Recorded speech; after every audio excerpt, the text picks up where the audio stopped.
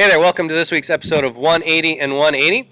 I'm a little dressed down for the occasion today, but that's because I thought it was actually really appropriate with what I wanted to focus on today.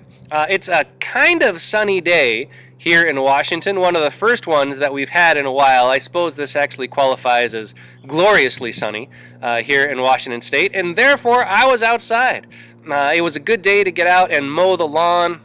Got a lot of work done in our garden, had to pull a lot of weeds out and a lot of things that I don't want growing in there so that I could start to work on the things that I do want growing in there. Cleared out the raspberry bushes and where we've got the strawberries. It was a lot of work. And if I'm going to be honest, I don't love that type of work. I don't love being outside. My allergies are killing me. And it would have been really easy just to let it go by another day, to not spend the time out here that I needed to today. But now that I've done it, man, it looks really good, it feels really good, and it really got me thinking that is exactly what we need to do in terms of a God relationship all the time.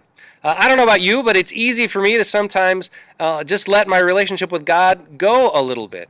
It's easy just to be relaxed about it, to not want to go out and do the work in order to really let things grow in my relationship with God that I really want to grow. It's hard work sometimes to really get out there and to pull the weeds and to see the things that are growing there that I don't want growing there and to yank those and get those out of the way. It is really hard work.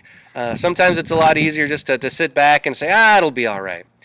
Jesus talks about this, in a number of different places in the Bible. But one of the most obvious ones is where he talks about seed falling in different kinds of soil and stuff that doesn't sprout, stuff that gets eaten up, stuff that gets choked out by weeds, and the stuff that grows to 30 and 60 and even 100 times.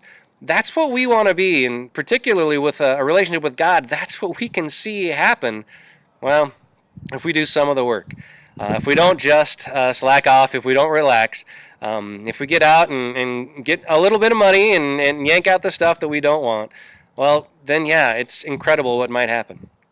So I'm really excited about what's going to go on in my garden here this year. I hope here in a few months I'll be able to do another one of these and show you what took place there.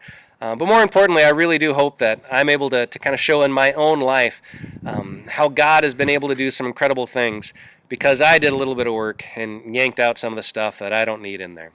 I am going to go take a shower, but in the meantime, I encourage you to think about that.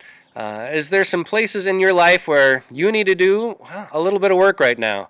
It really will be worth it. Thanks for listening, and we'll see you next week.